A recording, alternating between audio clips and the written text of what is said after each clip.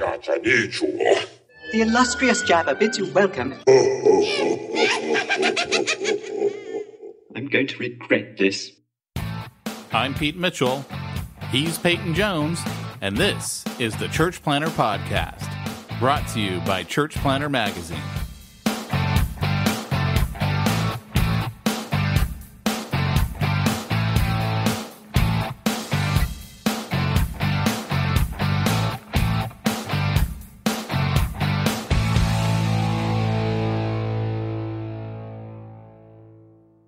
You know, when I have a large project at home, sometimes it makes sense to do it by myself. At other times, I actually save money in the long term and have a much better solution if I use an expert.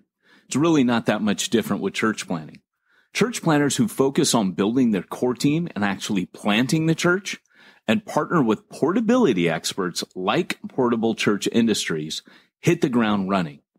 Yes, you may have to raise more funds up front, but let me tell you something. If I could go back in a time machine and do one thing different in all the churches that I planted, I would go back and have invested that money in Portable Church and all of the super cool kit that they give you to make the volunteers and their lives much, much easier. Trust me, your volunteers will feel invested in, and they're going to give you more of what they got.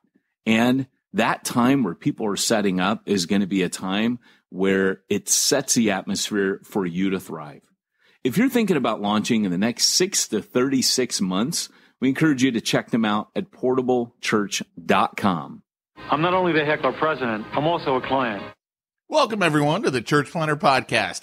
I am your main host, Pete Mitchell. And Peyton Jones. Secondary host. That's kind of not true. If you didn't listen to last week's podcast, we had a spillover yesterday in our what's called the Band of Brothers call for the Bible Inner Circle and Jump School peeps. We, you know what? I actually got to tell Travis to put that on the Jump School training site. I totally forgot about that. What? I know, but we had a spillover because both of us found internet proof for our sides of the argument on was Deckard. We did. Was Deckard a replicant or not? It's kind of been like this moving punch up, you know, like when you're watching a cartoon, there's the big cloud and all the fists and the kicks are flying out and stars. And it's traveled throughout the week on the phone calls. It went into the Band of Brothers call, you know. It really went into the Band of Brothers call. We took some time there. We never do smack talk on the Band of Brothers call. We're usually really disciplined. I can't say never. No, but you know, normally like it goes for a couple minutes and then we rein it in.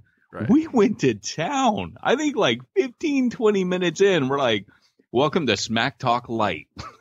Yeah. Or smack talk you pay for. Yeah.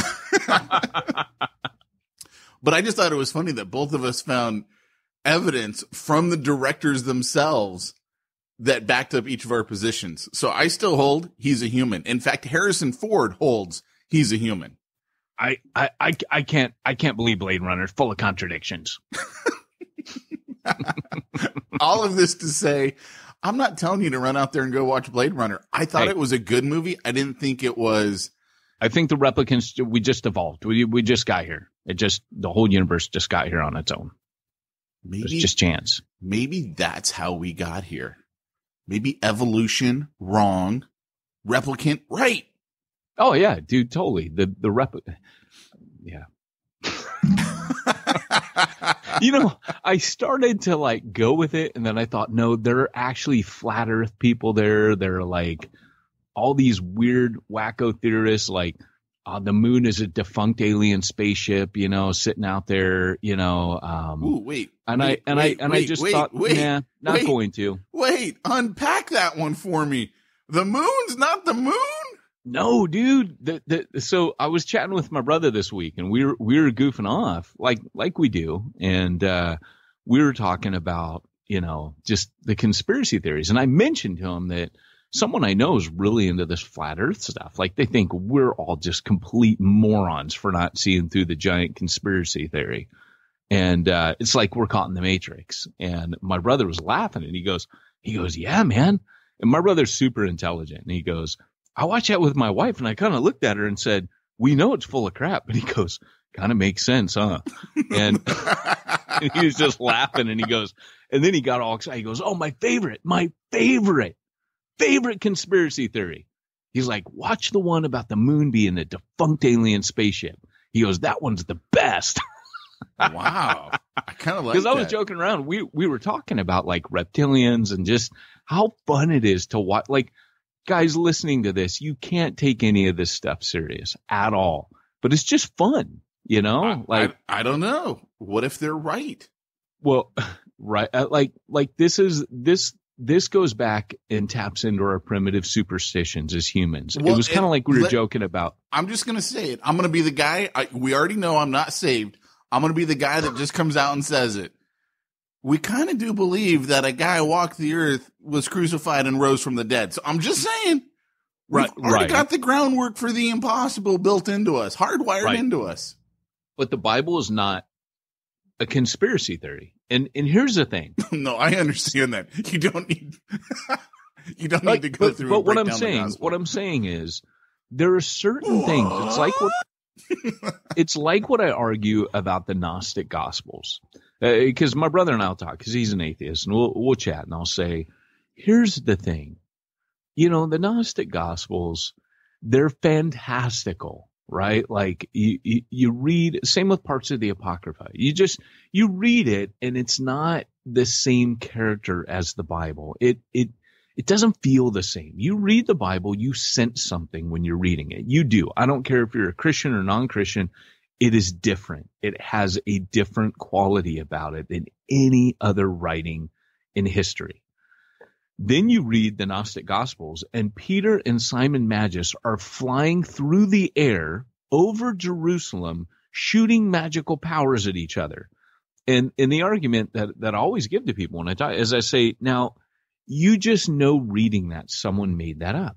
But when you're reading the Gospels, even though there's the miraculous, and you know, even my brother will give me this, I'm like, you can conceive of that. Like, yeah, like that's not too fantastical. Someone rising from the dead, I can perceive of that. For example, there's a show right now on Amazon, and it's an Amazon original taken from a podcast called Lore. And this week's episode coming out is about people that died and then they got buried alive. You know the old thing where they open up the coffins and they find it scratched and the corpses, you know, obviously they died again, but everyone thought they were dead. Like, you can perceive of certain things happening in the Bible, like, because things like that do happen. Same with like Jonah getting swallowed by a whale. So let me get this straight. Peyton Jones is saying Jesus didn't actually die. No, he's part of the swoon theory. Not. Come on. Of course. I'm just playing with you. Hey, we got flat earthers listening, man. I shouldn't be the only one to get hate mail. That's all I'm saying. I shouldn't be the only one. The flat earthers are listening and you're scaring them, Pete. They're easily scared or they wouldn't be believing in these things. But what I'm saying is there is always going to be within humanity, not just Christianity or religious people. I am always super suspicious of superstition because superstition is fear-based. And whenever you have a belief system that is fear-based, it's immediately suspect to me. So, for example, the idea of God, when God presents himself, he does not present himself as a superstition. He presents himself as a friend in creation, as someone who loves humanity. He presents himself even after the fall as someone who provides and protects humanity. Even with Cain and Abel, he's trying to prevent Cain from doing that. The Bible is not superstitious. God is a covenant-making God. It is not a fear-based, superstitious God. It is not like the mystery religions of all the other religions around the world. And I guess what I'm getting at is when I see a belief system that is superstitious, I know it's of human origin because we have a primal superstitious nature to us. And I just know, I'm like, okay, well, that's not of God because God, perfect love, casts out fear. And the way God reveals himself in the scripture isn't fear-based. I mean, let's be honest. Israel just did not fear the God. of the Bible. You know, he says, hey, the fear of the Lord is the beginning of wisdom, but human beings it's not how we operate, you know? Yeah, I don't know. I mean, there are definitely parts in the Old Testament where they feared God. There's no doubt. Well, that fear, though, is the healthy reverential fear. It's not a superstitious fear. Superstition is okay. That's a good qualifier. Superstitious fear. Yeah, it was not a superstitious fear. Because superstitious fear is based on the unknown, right? Like the mystery religion. When Paul goes, well, let me just come and preach that mystery God to you. Let me reveal him. So in the scripture, it's always God revealing himself. And whereas in mystery religions, it's always, we want you to be afraid of what you don't know. And in that's a way that you harness control over people. If you've got a God who's revealing himself and saying, hey, and here's a Bible so that you can test what everyone else says to see whether or not, you know, what they're saying is, so people can't control you. I mean, that's what the Reformation was. The Reformation was Martin Luther grabbing hold of a revealed truth and really confronting the mystery religion of Catholicism, which it very much was in many ways a mystery religion, in the way that it was being, you know, come to the priest, we'll do everything. You can't know the Bible because it's written in Latin and you can't have it in your language. And Martin Luther's like, no, screw that. You know, I'm going to give the word of God to the people and we're going to know what this says and we're going to believe for ourselves. And our plowboys are going to pray better than the Pope. I mean, that was his battle cry. And, you know, so yeah. Anyways, I'm going off on a rant. This is Smack Talk. Welcome, everybody. Where we got serious. Sorry, it won't happen again. I was just wondering. I was like, did we already transition into the meat of the podcast episode? No, it's that I'm a little sick and I was a little late on my coffee today. So I've got a big venti Starbucks because daddy-daughter dates Friday morning and the coffee's fresh and it's kicking in like now. I got a bad feeling about this. Little salty this morning. That's fine because I woke up hurting, just in pain. Like, it's morning. Why must I get up? Yeah. And the only reason why I got up is I have to be here for my daughter while my wife walks my son to school. Oh, I think I shared this on yesterday's podcast or Band of Brothers call, but I didn't share it on the podcast. So Wednesday, I take my son to church. They got this little kids thing at the mothership church. You're already laughing. So funny. So I take him over there. He's never been there before, right? and so I'm joking around with my pastor shows up. He was like walking me through how to do all the paperwork and stuff. Dude, they got like iPads to check your kids in. I go, you don't see this at a church plant. And he's like, nope. Right. And so, but it turns out church isn't actually that big. It's only about like 400 to 500 people. And I thought it was like Refuge Huntington size. Yeah. But it's not. It's, well, he's in the top 10% in America. Well, but I'm just saying it's not as big as I thought it was. Yeah. Yeah. So anyway, I drop him off and then I pick him up, right? So I pick him up at 8:00 and we're driving back and I'm trying to like have a moment with my son, right? And I go, so 2 days a week, I got to walk him to school, Tuesdays and Thursdays, because those are the days that my daughter goes to preschool. So my wife drives her. Otherwise, my wife walks my son to school. So I go, yeah, Tuesdays and Thursdays are my favorite days because I get to walk with you to school and we get to talk. And Luke goes, yeah, my favorite days are Fridays, Thursdays. Wait, do you walk me to school on Thursday? Yeah. Okay, then definitely not Thursday. I want to change my answer. And like the next three, so I made him do that in front of Jamie and he like doesn't get why we're dying in laughter. Cause he's like Fridays, Wednesdays, Mondays. Those are my favorite days. And I'm like, oh man, I feel this big right now. What do you guys talk about on the way down?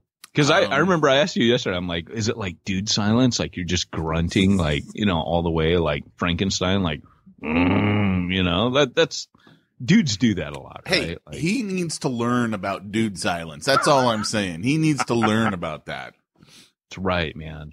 Train up your kids in the way that they should go. That's all I'm saying right there. Hey, so Yeah. So I would imagine but Star Wars, right? Like Captain America, there's endless things to talk about with a boy. On daddy daughter date today, we talked about cheerleading. I mean, I got a girl and I read a book this week. I actually picked up a book on how to raise girls. Oh, really?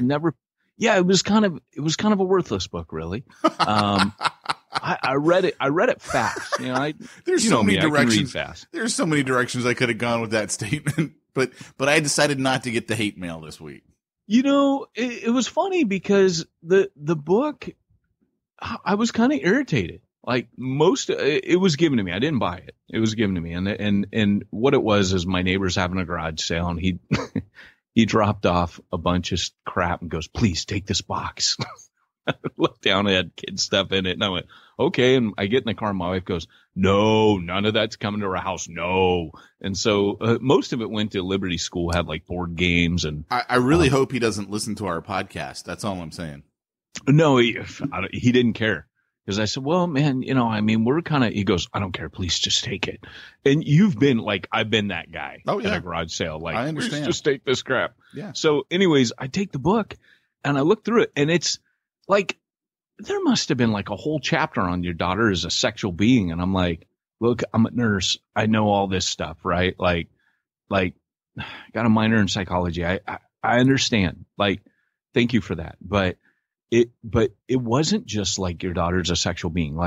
It was okay, sleeping around, VD, and the book just assumes that your daughter's going to do drugs. When it talked about the teens, it just, the whole chapter on teens was when your daughter's hooked on drugs. The part family challenges, that chapter was, the whole chapter was pretty much, it starts off with divorce.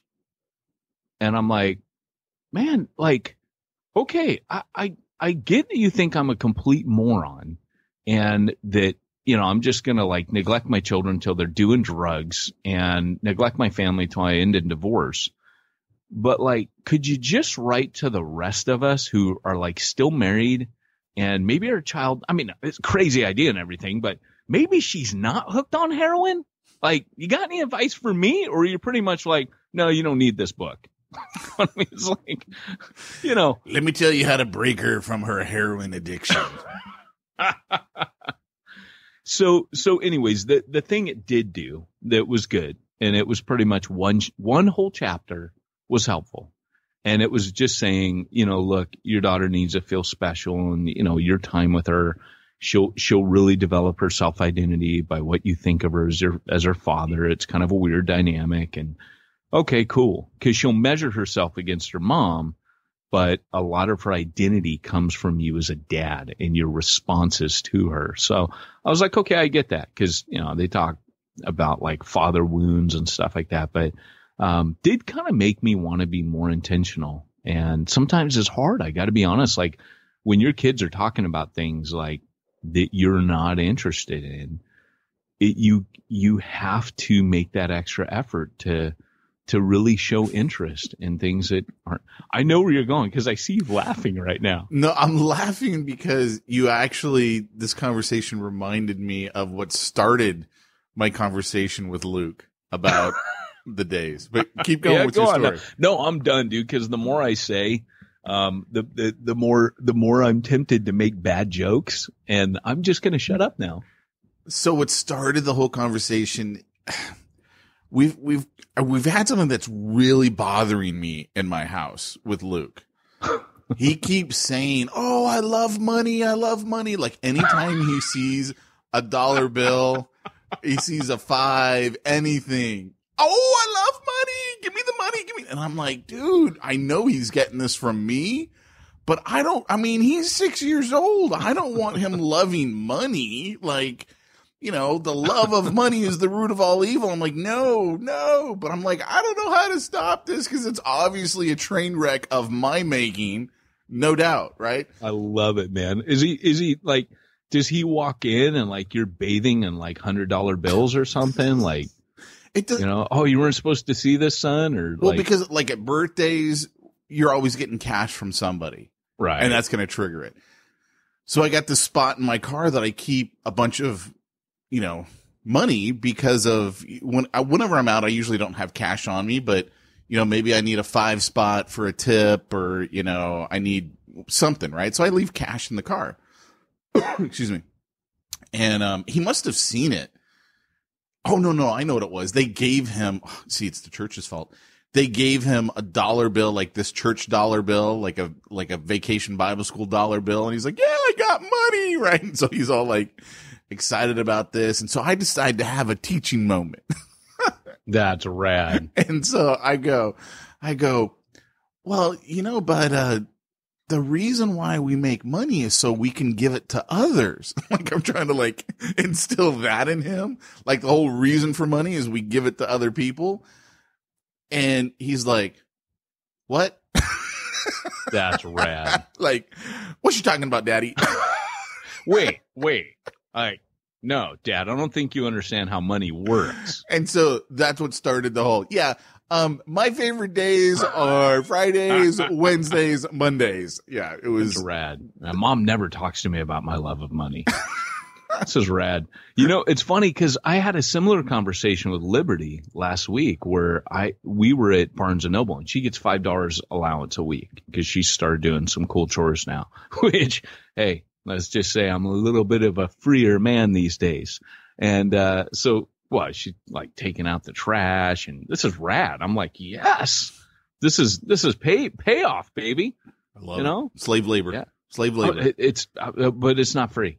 I have to pay. I'm not paying minimum wage. You're not doing $15 an hour. That's all I'm saying. That's what I'm saying. But, anyway, so she got $5 and I took her to Barnes and Noble, right? And this was dad's in charge of how we spend this week's allowance. So I was trying to teach her because she's like, Dad, can I get this? $7. No, you can't get that. We go to the 50% bargain bin at Barnes and Noble. No, there's nothing good in there. So she finds these Harry Potter, cause we're reading that book together. She finds this Harry Potter box of jelly beans at the counter and it's $2. Wow. And she's like, oh, well, I could get this, but what can I get for $3 now? I go, Liv, no, wait, listen, you wanted that thing for $7. You're getting $5 next week. Boom, you got it. Just wait a week. Well, having her learn that you can get something big, delayed gratification if you wait a week. You could get something small today, but something big next week. Trying to teach her. And she did finally get it, but it was really hard to get her to understand. It was her freedom. She could choose, but it was like this mental block of, no, Dad, I want everything I can get today.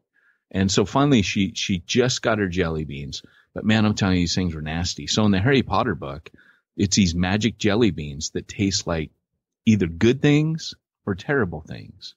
So I'm at the counter and I'm paying and she's already dug into this box. And because I'm distracted, I'm not even thinking, she hands me a jelly bean while I'm at the cash register and goes, here, Dad, try this. And I look down and they look like Jelly Bellies and it looks like the popcorn flavor.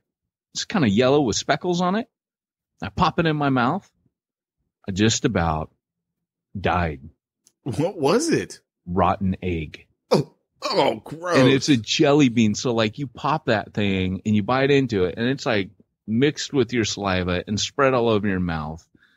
It was the foulest thing. So we had very strong words about you can't just pop someone a jelly. There was booger flavor. There was, I guess that was rotten egg. So there's booger snot and it's from the book, but I mean, it was I think one is rotten broccoli or something. I mean, it is really foul. So, but there were good ones too. I got a bad feeling about this. That's rough. It was pretty bad. And, she did kind of regret her decision because she didn't know what was what.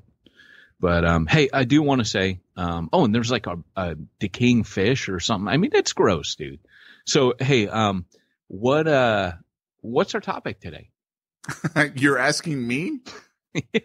You're the topic guy. Well, I was kind of, you were tweeting the other night and, I just thought maybe we should talk about I don't tweet. That. I Facebook. Oh, you Facebook posted. Yes. Yes. Tweeting. Yeah, tweeting's like saying that Pete pirouetted. I just know that phrase from ballet. There's just certain things that you don't put in the sentence with Pete. Pete does not pirouette, he does not hug, and he does not tweet. I see a children's book coming on. Pete does not tweet. So what's today's topic? What you read the other night. Because that's what I want to talk about. What did you read? It sounded, I just saw what you posted about Pete, and it looked like you were reading something phenomenally good. Just saying, I was like, wow, I really want to talk to Pete about that. All right, boys and girls. Great Scott! It's time for this week's topic. Let's get down to the nitty-gritty. So, I was reading a book that you brought it up, so I got to bring it up. I started a couple of months ago with chapter 1. It was good. It didn't make me rush out and read chapter 2. That's all I'm saying. It's been a couple of months, since I cracked that book open. It's funny you say that, because chapter 2 was like the chapter that almost wasn't.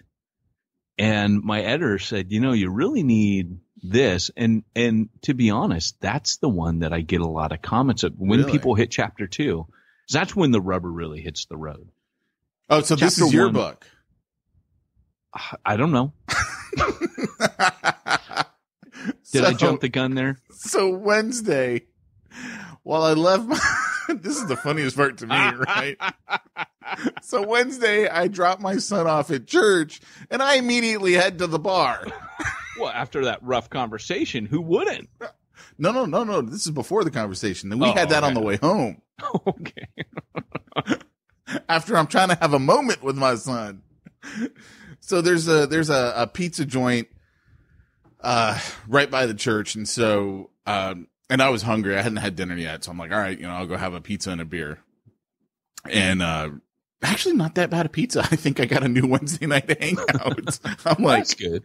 I'm like, dude, I'm gonna be having a couple of those beers and one of those personal pizzas. I think I got a perfect little drop off. And so that was my joke to Justin, the pastor of my church. I'm like, so now that we drop off the kids, do we all head to the bar? What do we do? He thought it was funny, but it was definitely one of those things where it was like, don't say it too loud, Pete. Too many people around here. Yeah, most things your pastor probably says to you are said in that tone, Pete. So the best is when I go to pick up Luke, right?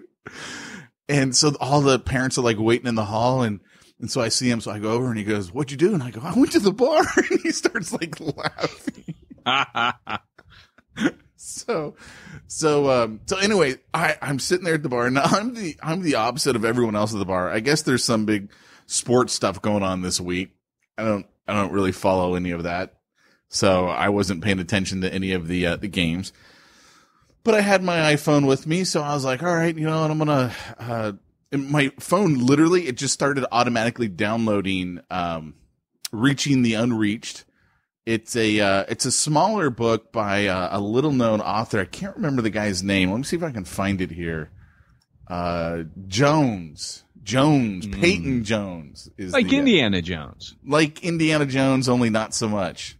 I read Peyton Jones more than I read Francis Chan.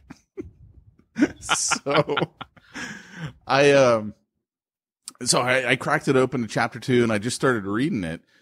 And it was like, it was all about the Holy Spirit. And I got into that chapter like right at the very beginning, man. It was like you had me hooked. And I was like highlighting all kinds of stuff. And the line I think I used to you is I was like, man, it wrecked me. Cause I was just, sitting there reading about, the Holy Spirit and how, like, one of the things that we brought this up on yesterday's call. I'm going to see if I can find it here. Is a quote from, R.A. Torrey. We think that if a man is pious and has had college and a seminary education and comes out of it reasonably orthodox, he is now ready for our hands to be laid upon him and to be ordained to preach the gospel. But Jesus Christ said, no, there is another preparation, that a man must not undertake this work until he has received it. And of course, referring to the Holy Spirit. And so that's what the whole chapter is about, is the Holy Spirit. And I mean, for me, it was just like bomb after bomb, because I was like, dude, man, it's totally right. Like, I think it was one of the Tozer quotes that you had. Oh yeah, here it is. A.W. Tozer said, "I want the presence of God himself, or I don't want anything at all to do with religion.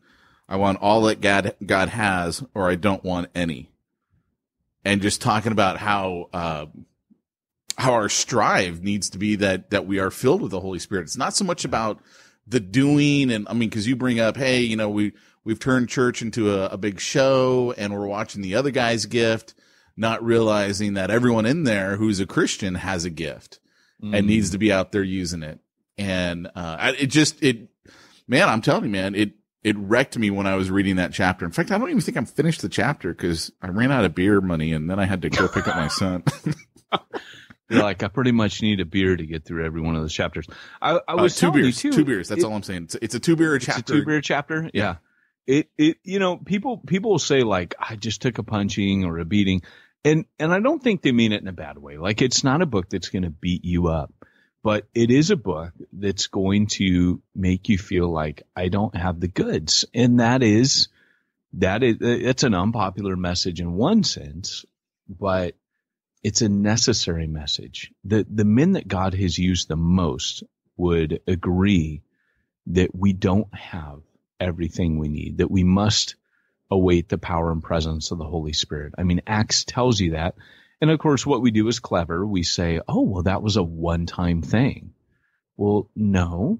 When you study the book of Acts, you see the Spirit constantly, like in Acts chapter 4, when they pray for boldness. It says that the building shook, they were all filled with the Holy Spirit, and they went out preaching with great boldness. So Walter Martin used to call that the baptism of boldness, and that there's these constant fillings and empowerings and energizings of the Holy Spirit that happen to empower them to become witnesses. And that was what Jesus said, you will be my witnesses in Jerusalem, Judea, Samaria, and to the ends of the earth. And what we've done is we've tried to explain that away, because when you don't have something, rather than doing the hard work of getting on your face before God and crying out for it, we say, oh, well, we don't need it, or it's not for today. And church history is filled with accounts of revival or men and women who experienced it and said, why wasn't I told about this? And it's the one thing Luke wants you to know is the power of the Holy Spirit is necessary to do. Jesus is like, I'm the vine, you're the branches. Apart from me, you can do nothing. And I would say that a lot of what we see in church today, the silver bullets, the latest conference is, us trying to rush out because the Philistines are upon us, but our hair's cut off and we have no power. One of the things that really caught my attention a couple of years back when I was reading Acts, to me, it's kind of amazing that that's the litmus test that they're always using in the book of Acts.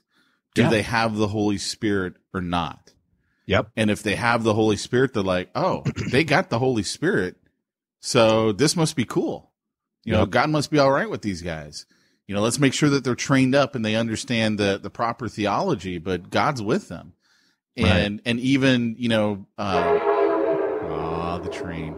By the way, he really hated you right then. That was loud, even on our end. He's not bad. There was one yesterday that was really bad. It brought out the worst part of me. I'm sure it did.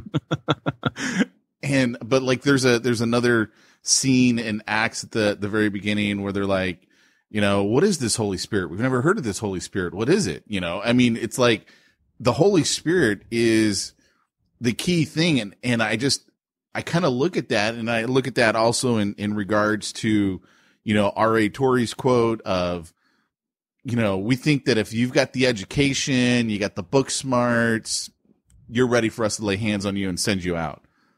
And really the litmus test is the Holy Spirit with this person?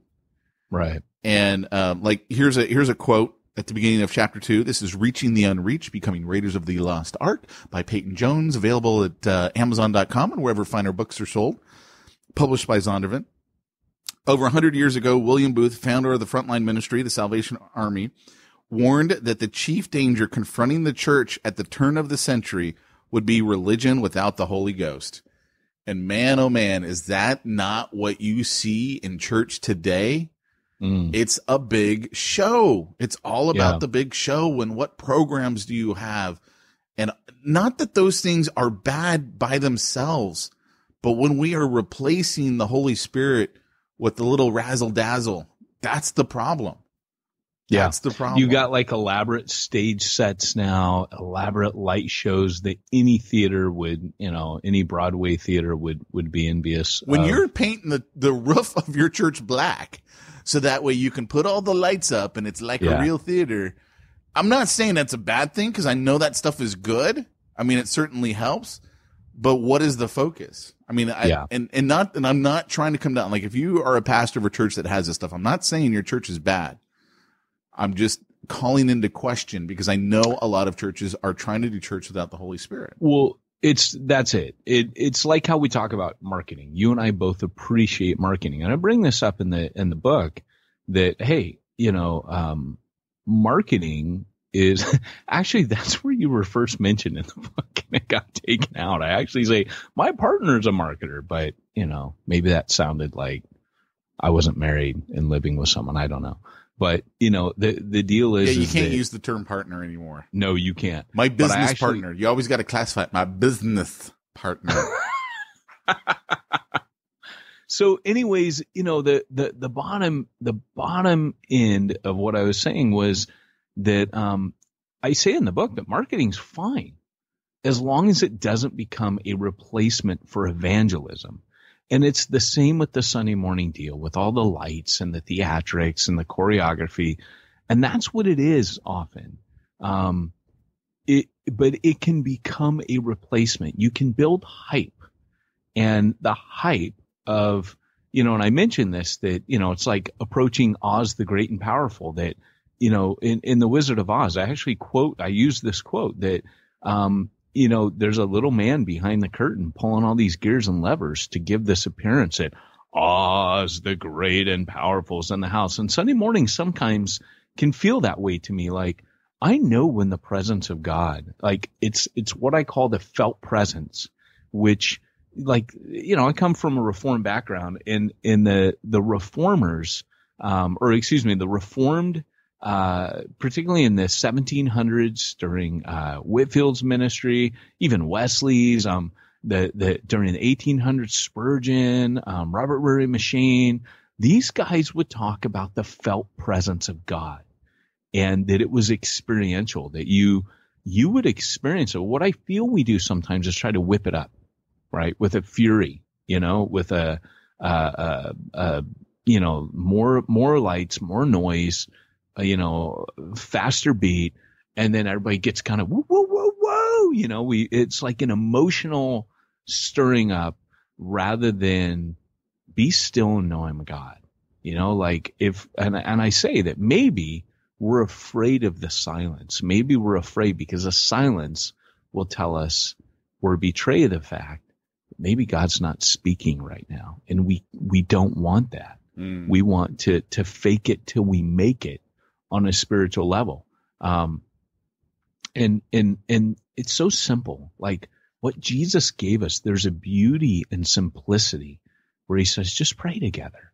Like, just sit at the table together and break bread in honor of my body and blood.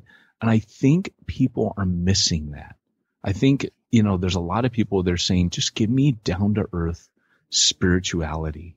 Like, I'm here not to be whipped into a frenzy that's going to leave me when I walk out the door. I'm here to connect with God in a deeper way. I feel a lot of what we're doing is superficial. People start at zero. We're whipping them up to this, trying to get them up to the speed. And then we try to get them to chuckle a bit during a talk. I don't even know if a lot of it is preaching. And then we go, goodbye, see you next week. And don't forget to join these things and give your money. And, it just, I'm probably saying too much, but the reality is the music and all that. Hey, I don't care about the style as long as it's not a replacement. I always have in my mind the idea that Spurgeon, as big as his thing was, as much as people were into his preaching, Spurgeon took that one visitor downstairs and pointed to the group of 200 to 250 people praying and said, this is the engine of this church. And by the way, Charles Spurgeon refused to have a pipe organ. That was kind of like the equivalent of the worship band of his day. And he just felt, no, I'm going to and I'm not for resisting modern implementation of any. I'm not. But I think Spurgeon kind of understood even way back then that it's really not about the instruments. Well, Spurgeon also had a mean kazoo. He did. And what people don't know is his pipe could play music as well as blow bubbles, which he frequently enjoyed. Nice. Just teasing. And there goes the show right down the tubes. Yes, this is how urban legends get started. So come hear Spurgeon preach and play an amazing hymn on his bubble blowing pipe. So here was one of the things that I highlighted that I really liked. Torrey locked himself in a room for 3 days, determined not to come out until he'd wrestled with the angel and received the blessing of God, the filling of the Holy Spirit. And then a little bit later, this wasn't a spectator sport, but a participatory one. And I mean, you're talking there about spreading of the gospel, really. And the thing that kind of just got to me about all of this is, something that I shared on yesterday's call that I thought it was kind of funny because you were like, really?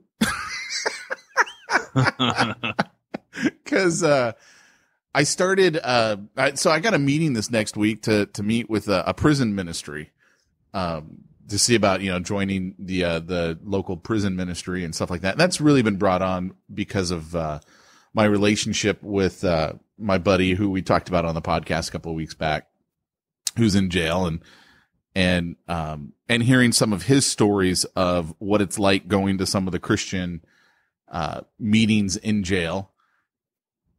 And let's just say I was like, okay, well then maybe I need to start getting involved because I'm a little bit bothered by some of the things that they're saying. And a lot of times we just kind of, we look down on prison ministry. In fact, I remember reading one time, a book or something like that where they were like, a lot of churches, they hire a new pastor, maybe he's a little bit green, needs to kind of get a little bit better. And they're like, hey, let's just send him down to the local prison. He can go preach down there because he can't really screw it up. Right.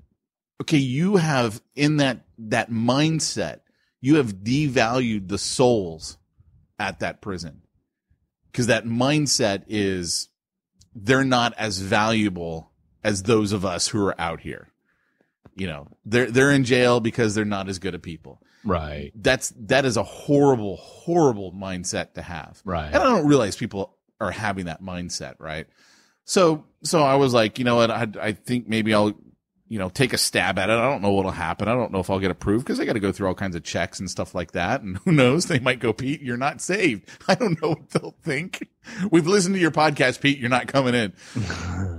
But the thought just hit me. I was like, you know what, dude, man, unless I have this, the Holy Spirit backing, I don't know that this is the right thing for me to be doing.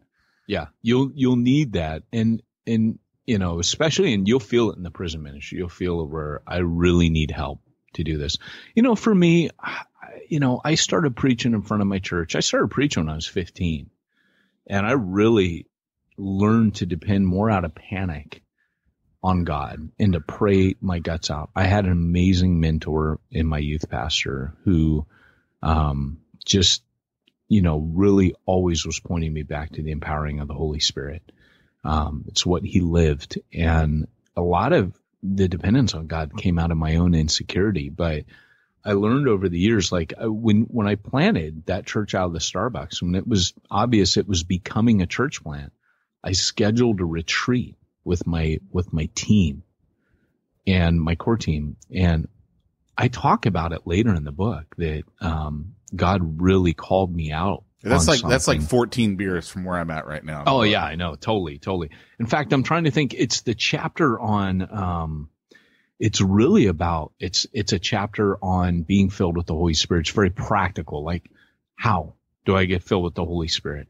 How do I didn't want to set this up and then say, cause it is a command, be filled with the Spirit. Well, how?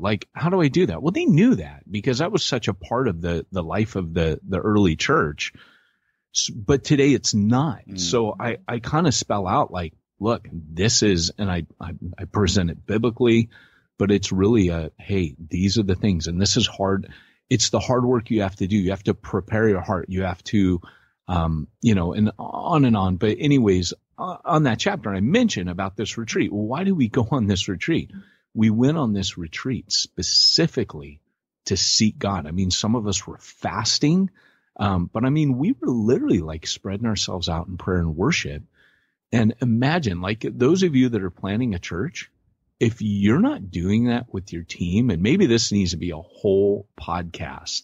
Maybe next week we talk about. Can we do a series? No, but maybe next week we could talk about doing a retreat, because if you're not going to get away with your team, like Jesus got away with his disciples, like, you're insane. I'm just going to say you are absolutely nuts if you're going to try to plan a church and not get on your faces together as a team and seek God's face. Like, it just re-emphasizes how far away from Acts we've actually gotten.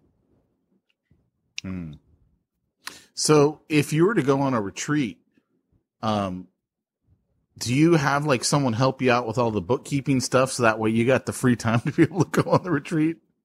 Absolutely, man. I mean, if I'm going to do something like that, man, I'm going to get in touch with simplifiedchurch.com. Because simplifiedchurch.com is going to help me with my bookkeeping needs, my IRS compliancy, and do end of year donor receipts, blah, blah, blah, blah.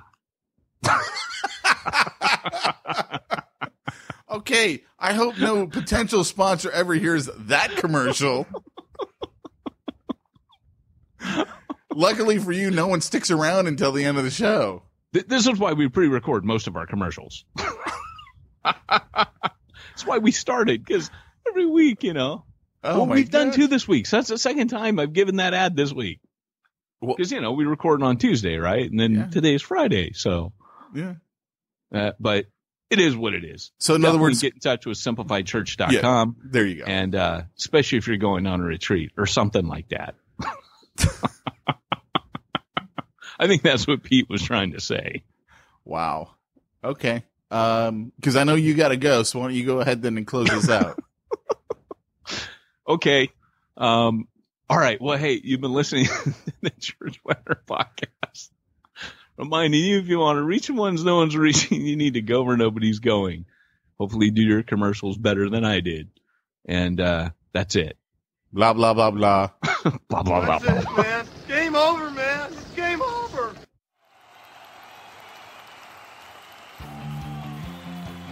Thanks for joining us for another weekly episode of the Church Planner Podcast with Pete Mitchell and Peyton Jones.